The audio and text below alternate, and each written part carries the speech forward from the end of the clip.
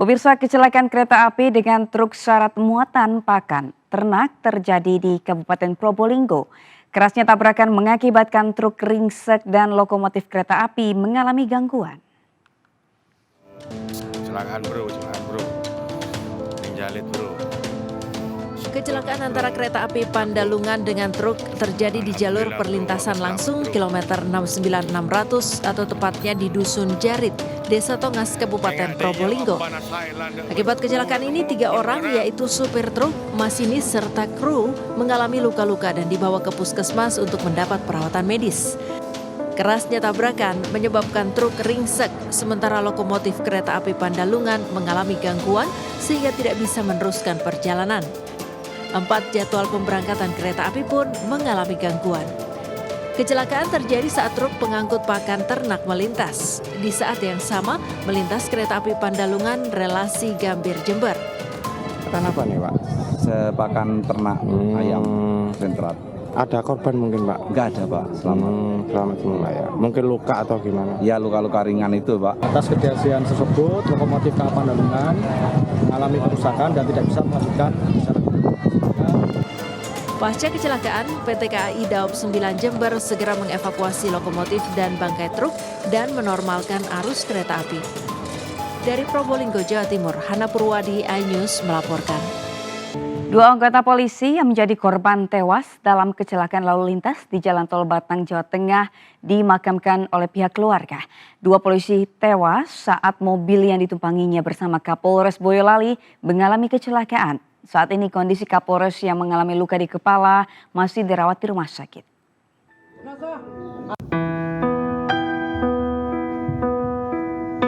Isak tangis orang tua dan keluarga pecah saat peti jenazah Bribda Rio Risna Saputra dikeluarkan dari rumah duka di Desa Mojosongo, Kecamatan Mojosongo, Boyolali, Jawa Tengah. Bahkan sesaat setelah tradisi berobosan, ibu korban jatuh pingsan.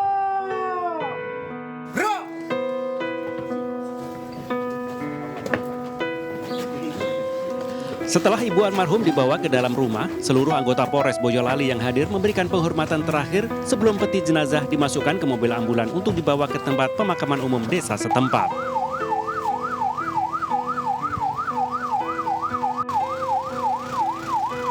Prosesi pemakaman dilanjutkan dengan upacara kedinasan Polri.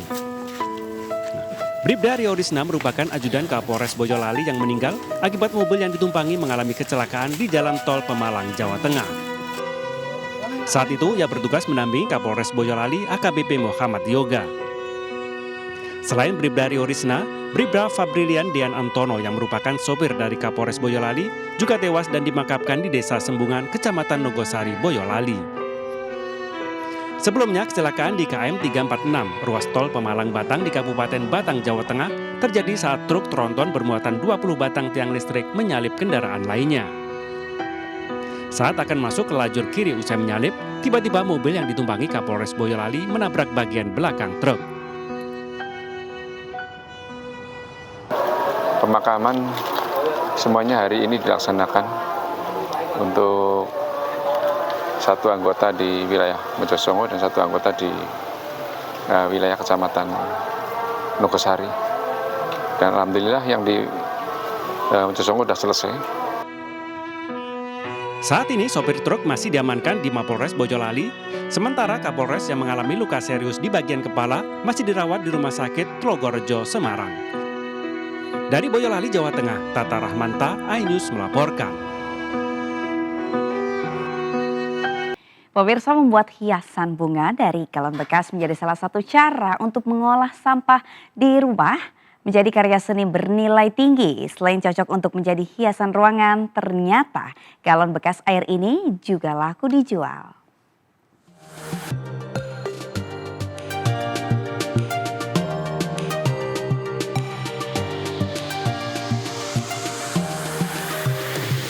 Bikin bonsai dari galon bekas air mineral? Emang bisa? Bisa dong. Ini salah satu hasilnya.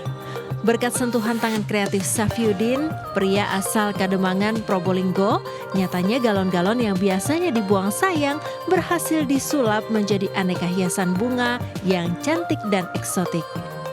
Modalnya pun sangat sederhana, yaitu solder dan spidol. Awalnya, galon yang sudah dicuci dan dikeringkan digambar sesuai pola. Selanjutnya, pola-pola tadi dipotong dan ditekuk dengan menggunakan solder panas. Dan langkah terakhir, pemberian warna. Tuh kan, cantik dan mirip seperti tanaman asli saat bergoyang tertiup angin ya. Harus kuat kan, penyambungan ini. Biar kokoh gitu, kelihatan kokoh. Pak bisa menyulap bunga apa saja, Pak? Sementara ini kita di bunga teratai, ya bunga sepatu. Kok bagus, kok cantik gitu, apalagi kalau sudah dipasang lampu itu bagus. Kalau misalnya ditaruh di sudut-sudut ruang tamu gitu. Akhirnya saya tanya ke teman saya, ternyata ini tuh dari galon gitu, galon bekas dan kemudian disulap jadi seperti ini. Jadi menurut saya tuh unik gitu loh ya. Ternyata berawal dari sampah kemudian bisa disulap jadi hiasan cantik seperti ini. Untuk meminang bunga hias dari galon ini cukup murah, yaitu sekitar 100 hingga 200 ribu rupiah saja sesuai dengan tingkat kesulitannya. Dari Probolinggo, Jawa Timur, Hana Purwadi, iNews melaporkan. Pemirsa, menikmati tunjang atau kikil sapi dalam ukuran kecil mungkin sudah biasa. Nah, di Padang, Sumatera Barat, menu gulai tunjang disajikan dalam ukuran jumbo. Kuliner tunjang dinosaurus ini pun viral dan banyak dicari pembeli.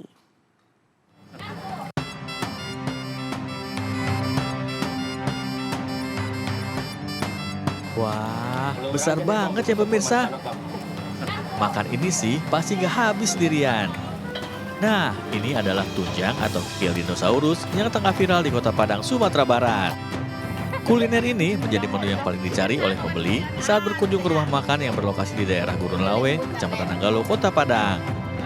Lihat saja, rumah makan ini tidak pernah sepi pembeli yang ingin merasakan nikmatnya sensasi makan tunjang berukuran jumbo. Tidak hanya ukuran yang ekstra besar, rasa tunjang dengan bumbu gulai ini juga sangat nikmat. Bumbunya enak dan meresap. Biasanya yang standar, yang kecil-kecil. Kecil aja. Kalau ini bedanya dengan yang itu lebih puas atau gimana, Bu? Lebih puas dimakan bersama-sama.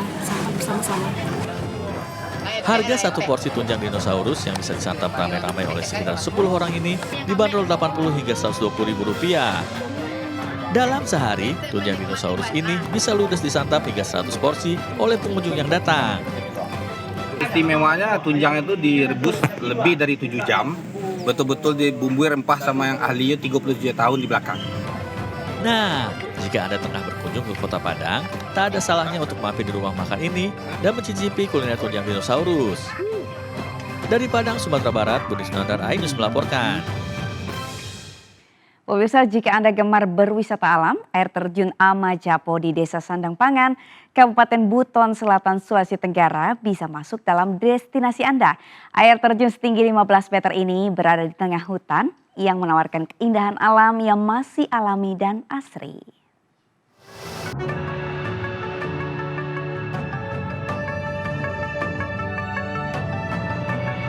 Selain kaya dengan sejarah dan budayanya, Pulau Buton, Sulawesi Tenggara menyimpan pesona alam yang memukau. Salah satunya adalah ini, air terjun Amajapo. Air terjun ini berada di tengah hutan di Desa Sandang Pangan, Kabupaten Buton Selatan, Sulawesi Tenggara. Destinasi wisata ini cocok untuk Anda yang hobi berwisata alam. Karena selain sejuk, untuk sampai ke Amajapo, perlu melewati jalan yang menanjak yang dikelilingi pepohonan rindang. Di dasar air terjun terdapat kolam yang terbentuk secara alami sehingga membuat pengunjung bisa menikmati dengan berenang dan melompat dari ketinggian. Untuk yang pecinta alam, pecinta wisata air terjun, saya kira di sini salah satu potensi yang bisa dikunjungi untuk air terjun Amajapo. Untuk menuju ke air terjun ini dari pusat kota Bau-Bau bisa ditempuh selama 1 jam menggunakan kendaraan roda 2 maupun roda 4. Kemudian dilanjutkan dengan berjalan kaki sekitar 45 menit menuju lokasi air terjun. Dan untuk berkunjung ke tempat ini tidak dipungut biaya alias gratis. Namun pengunjung bisa menggunakan jasa guide dari warga setempat untuk menemani perjalanan menuju ke air terjun Amajapo. Dari Kabupaten Buton Selatan, Sulawesi Tenggara, Andi Eba, iNews melaporkan. Pemirsa, berbeda dengan pemilihan ketua dan wakil DPR yang terbilang lancar. Proses pemilihan ketua DPD RI sempat berlangsung panas. Dua kubu berbeda, yaitu antara kubu Lanyala Mataliti dan Sultan Najamuddin saling bersih tegang terkait proses pemilihan pimpinan DPD RI. Proses pemilihan ketua DPD RI dalam sidang paripurna yang berlangsung di gedung DPD RI Jakarta sempat berlangsung panas. Dua kubu calon ketua DPD RI yaitu kubu Lanyala Mataliti dengan kubu Sultan Najamuddin terlibat perdebatan hingga nyaris terjadi kericuhan. Perdebatan kedua kubu terkait syarat pemilihan pimpinan DPD RI dalam sidang yang dipimpin anggota DPD RI tertua Ismet Abdullah dan anggota termuda Larasati Moriska. Kericuhan mereda setelah sidang diskors selama 30 menit. Izin untuk kembali ke tempat duduk masing-masing, Bapak.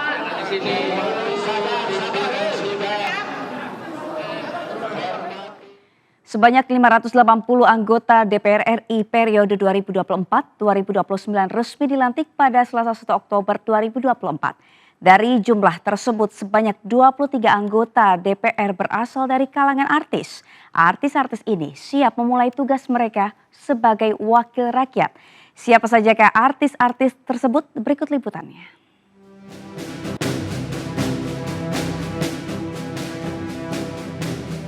...580 anggota DPR RI resmi dilantik pada hari Selasa 1 Oktober 2024 kemarin. Dari 580 anggota Dewan, sebanyak 23 anggota Dewan berasal dari kalangan selebriti, baik yang berkecimpung di dunia tarik suara, pemain sinetron, hingga pembalap. Dari kalangan artis, ada pasangan Ahmad Dhani dan Mulan Jamila yang dilantik sebagai anggota DPR RI dari fraksi Partai Gerindra.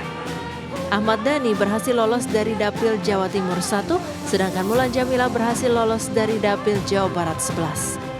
Kemudian ada artis Surya Utomo atau Uya Kuya. Uya melenggang ke Senayan sebagai anggota DPR RI dari Dapil Jakarta 2 dan diusung oleh Partai Amanat Nasional atau PAN. Selain Uya, ada penyanyi Nafa Urbah yang merupakan anggota DPR RI dari fraksi Nasdem.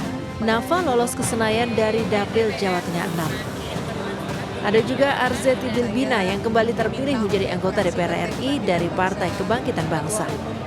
Dari Jakarta, Tim Liputan iNews melaporkan.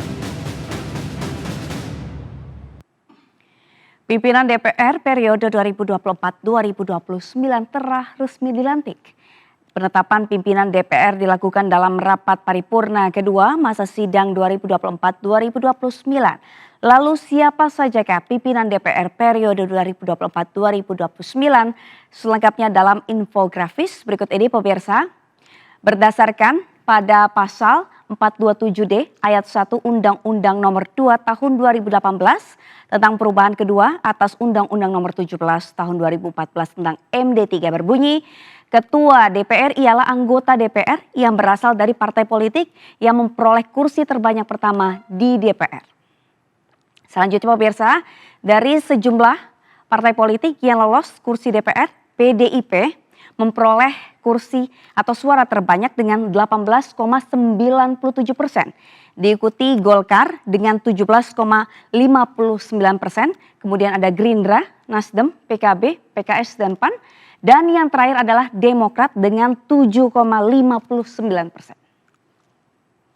Dari hasil perolehan tadi pemirsa, dengan PDIP mendapat kursi terbanyak di DPR, otomatis Ketua DPR RI berasal dari PDIP. Dan PDIP memilih Puan Maharani kembali menjadi Ketua DPR RI periode 2024-2029. Diikuti oleh sejumlah nama sebagai wakil ketua, diantaranya Adis Kadir dari Golkar, Sufmi Dasko Ahmad dari Gerindra, Saan Mustafa dari Nasdem, dan Cucun Ahmad dari PKB.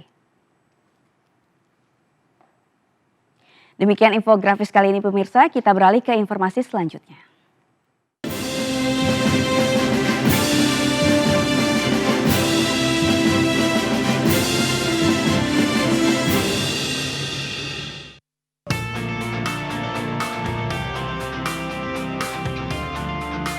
Kedatangan calon gubernur Jakarta nomor urut 1 disambut meriah oleh ratusan relawan bersama Prabowo atau Bepro di kawasan Kebayoran Baru, Jakarta Selatan. Ratusan relawan Bepro mendeklarasikan diri untuk mengawal pemenangan pasangan Ridwan Kamil dan Suswono di Pilgub Jakarta.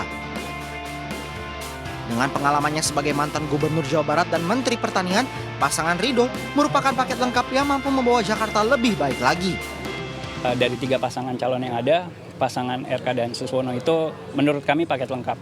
Karena hanya mereka yang pernah punya pengalaman jadi wali kota, memimpin sebuah kota, kemudian menjadi gubernur, memimpin sebuah provinsi, dan juga Pak Suswono punya pengalaman sebagai menteri.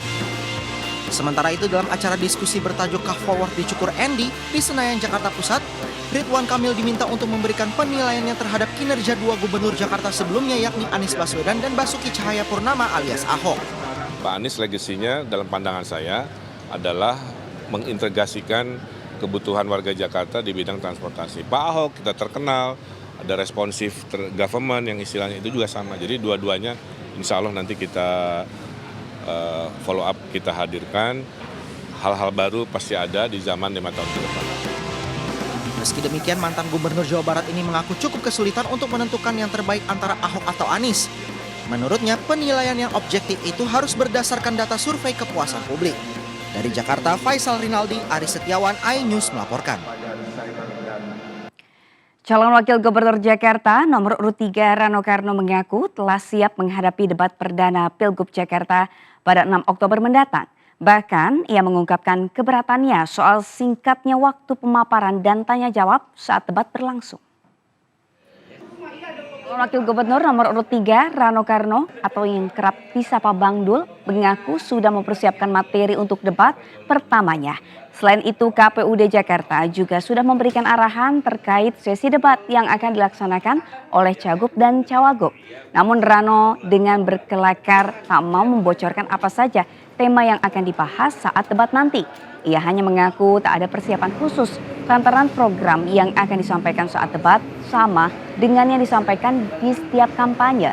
Bahkan Rano mengaku sudah beberapa kali menghadapi debat dan telah paham dengan jalannya debat.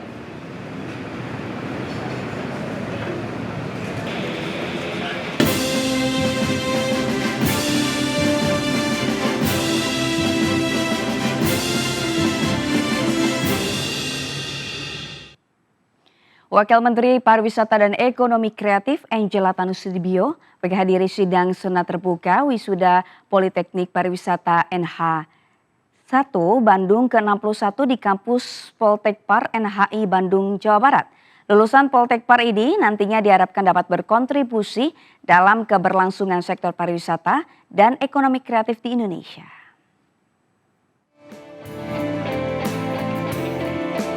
Sebanyak 610 mahasiswa Politeknik Pariwisata NHI Bandung menjalani prosesi wisuda yang dihadiri langsung oleh Wakil Menteri Pariwisata dan Ekonomi Kreatif Angela Tanusudibio.